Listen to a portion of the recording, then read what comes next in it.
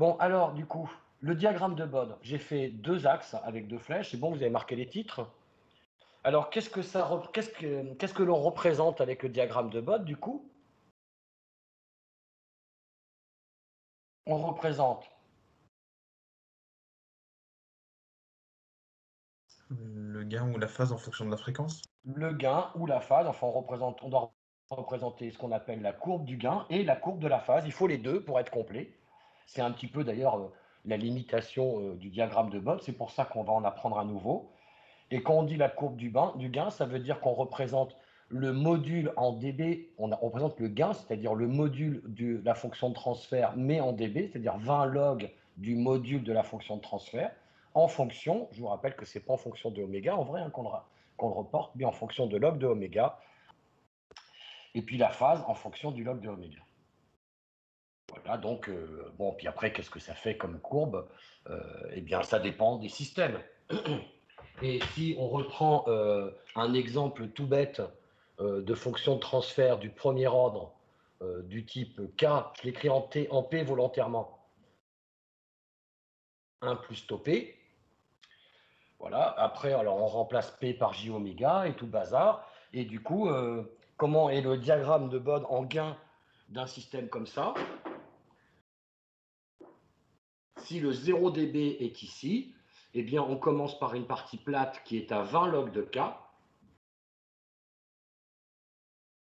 Hein, et je ne sais pas forcément 0, ça peut être au-dessus, ça peut être à 0, ça peut être en dessous, ça dépend de la valeur de K. Je vous rappelle que c'est quand K est supérieur à 1 qu'on est au-dessus. Quand K égale 1, on est sur le 0 dB, puisque 20 log de 1, ça fait 0. Et puis que je fais de manière asymptotique, hein, d'abord. Et puis qu'ensuite, à partir d'une certaine pulsation, on passe à une pente dite de moins 20 dB par décade. Okay, et que le croisement des asymptotes se fait pile poil à la pulsation qui vaut 1 sur tau. Ce qu'on appelle oméga C dans les cours en oméga, mais qui correspond à 1 sur la constante de temps. Tau étant la constante de temps en secondes, 1 sur tau correspondant à la pulsation en radians par seconde. Ça, c'est le diagramme asymptotique. Le diagramme réel eh bien, va être confondu avec les asymptotes au début et à la fin. Et puis, on décroît régulièrement du début vers la fin, avec le fameux point ici qui est à 3 décibels en dessous, qui est à moins 3 décibels par rapport au gain statique. Ça va, vous vous rappelez de ça? Ouais. Hein? Oui? Ouais. Assez? Hein, voilà, ça, c'est des acquis. Il y a le deuxième ordre après, tout ça. Donc, vous avez, hein, je vous rappelle, vous avez le cours et les vidéos qui réexpliquent d'où sortent tous ces résultats, toutes les démonstrations. Je vous invite vraiment à maîtriser les démonstrations. C'est comme ça qu'on maîtrise le mieux ensuite le résultat. Si, bon, vous préférez vous référer au par cœur, vous pouvez, c'est déjà mieux que rien, mais c'est souvent, c'est dangereux. Quand on n'a que du par cœur, c'est dangereux de se planter. Et la phase, ben, d'un point de vue asymptotique, elle commence à 0, et puis elle change de valeur asymptotique pour descendre à moins 90, à moins 90 degrés à partir d'une certaine fréquence. Cette pulsation, c'est 1 sur tau aussi, là où on change, et que la courbe réelle commence au niveau des asymptotes au début et à la fin, décroît régulièrement pour aller de l'un à l'autre, avec un point remarquable ici qui est à,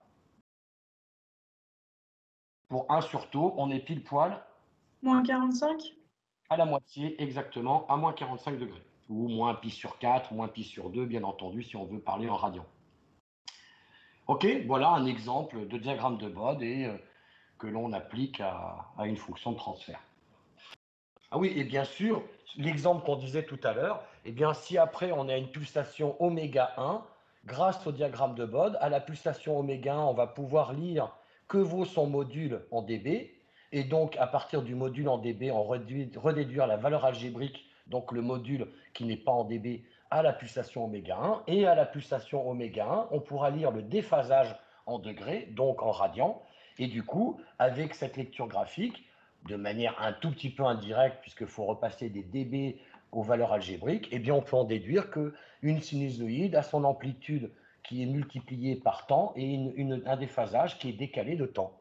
Et bien entendu, aussi pour revenir à ce qu'on disait avant, ben, Ça veut bien dire que là, grâce au diagramme de phase, on pourra voir s'il y a une pulsation où on déphase de moins 180 degrés, et là, on fera aïe. Sauf que, voilà, le diagramme de Bode n'est pas un diagramme très pratique. Pourquoi? Parce qu'il faut deux dessins. On doit regarder d'un côté le comportement du gain en fonction de la fréquence et de l'autre côté de la phase en fonction de la fréquence.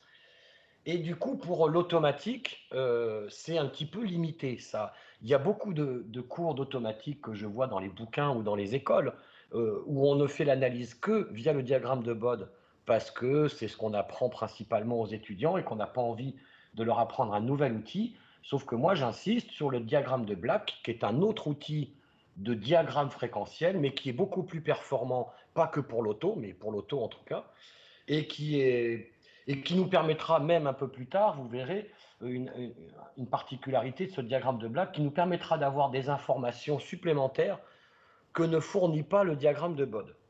Mais surtout, le diagramme de Black va permettre de faire la même chose que le diagramme de Bode, mais sous la forme d'un seul diagramme, d'un seul dessin. Et ce dessin va nous représenter le gain, mais non plus le gain en fonction de la fréquence, mais le gain en fonction de quoi, à votre avis?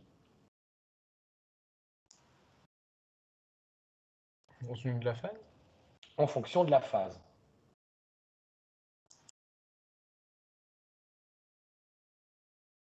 Mais évidemment, comme on va pouvoir représenter pour une valeur de pulsation précise une valeur de gain, pour la même valeur de pulsation une valeur de phase, ça veut dire qu'on va avoir ce qu'on appelle une courbe qui est paramétrée en oméga. Normalement, en maths, vous avez vu les courbes paramétrées.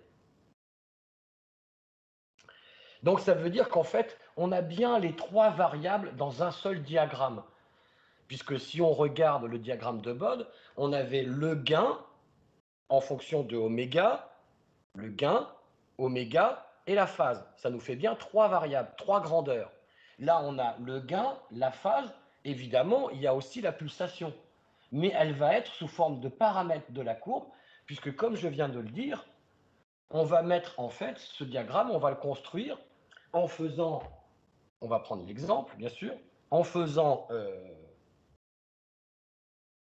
en dessinant une courbe qui va représenter par un ensemble de points le comportement à chacune des valeurs de oméga que l'on a besoin.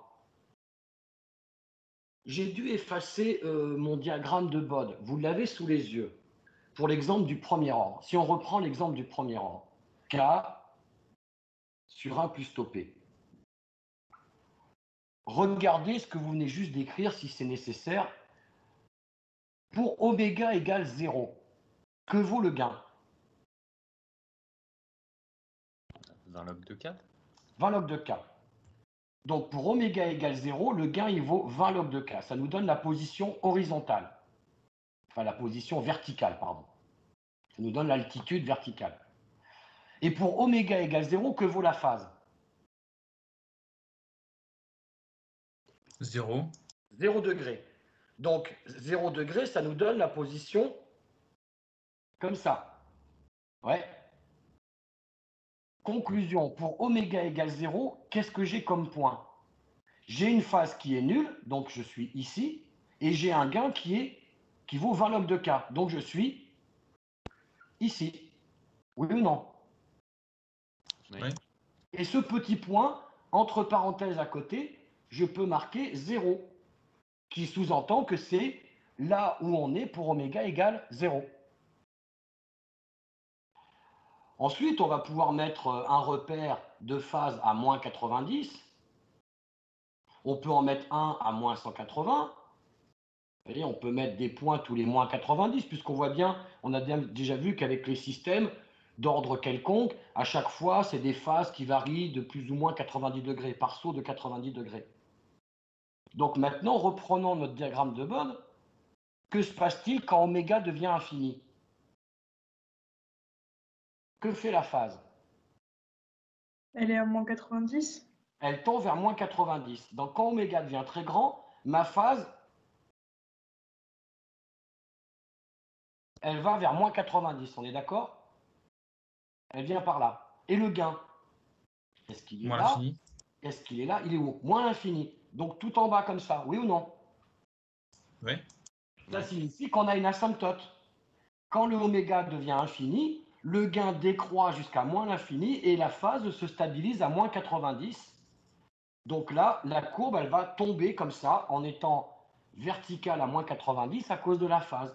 Et ce truc-là, c'est pour oméga infini. Donc à côté de la courbe, on peut mettre entre parenthèses infini. Qu'obtient-on comme résultat pour oméga égale 1 sur tau?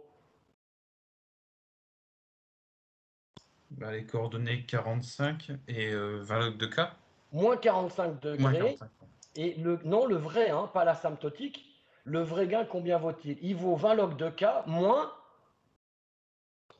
3 décibels. Donc il est un peu en dessous de 3 décibels très précisément. Donc ce point à moins 45, moins 3 décibels, je ne le représente pas pour ne pas surcharger. Lui, c'est 1 sur tau comme pulsation. Et en fait, maintenant, pour résumer, si on regarde en même temps quand oméga augmente, si on regarde et la façon dont varie le gain et la façon dont varie la phase, qu'est-ce qu'on voit?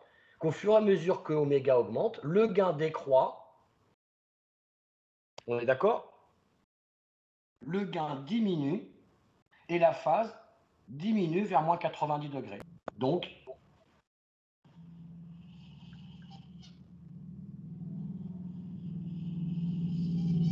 on est d'accord? Ouais. Une courbe qui va faire comme ça, qui nous dit bien que quand oméga augmente, alors du coup j'ai mis une flèche, hein. Vous avez vu là la flèche que j'ai mise, on peut en mettre une autre à un autre endroit si on veut. Il faut mettre la flèche, puisque la flèche va nous indiquer quoi? La flèche nous indique dans quel sens va-t-on quand oméga augmente. D'accord? C'est une convention. Et que du coup, oui, quand oméga augmente, on sait qu'un premier ordre, enfin ça illustre bien qu'un premier ordre, il a un gain qui décroît et qui tend vers moins l'infini. Et quand oméga augmente, la phase, elle part de 0 et elle décroît et elle va jusqu'à moins 90. Vous voyez que maintenant, on peut savoir ce qui se passe quand oméga varie en même temps pour le gain et pour la phase. Et donc tous les outils et tous les trucs qu'on a étudiés au niveau du diagramme de Bode en première année, donc ça veut dire l'analyse par les fonctions de transfert équivalentes, les fonctions équivalentes, et les fonctions de transfert élémentaires que l'on a vues au semestre 2, et même au semestre 1, eh bien on va pouvoir faire la même chose avec le diagramme de Black. D'abord, on va regarder quelques propriétés basiques. On en avait déjà parlé, que lorsque l'on a deux systèmes, deux schémas blocs qui sont cascadés au niveau des schémas blocs, les fonctions de transfert se multiplient entre elles pour obtenir la fonction de transfert équivalente aux deux en cascade. Ça va, on a vu ça l'autre fois. Ça vous parle toujours, j'espère. Sauf qu'on l'avait déjà vu aussi, c'est pour ça que c'est vraiment un rappel. Mais eh bien, je vous rappelle que si on passe au J oméga, ça veut dire que T de J oméga égale T1 de J oméga fois T2 de J oméga. Que le module du produit, c'est le module des produits, c'est le produit des modules. Le module du nombre complexe A fois B, c'est le module de A fois le module de B. Mais que, comme on fait du 20 log, et vous vous souvenez que log de A fois B, ça fait quoi? Log de A moins log de B. Log de A plus log de B.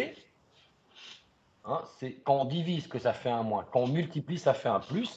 Et bien évidemment, c'est un des intérêts de passer par le gain, c'est-à-dire de ne pas travailler avec juste le module, mais de travailler avec 20 logs du module.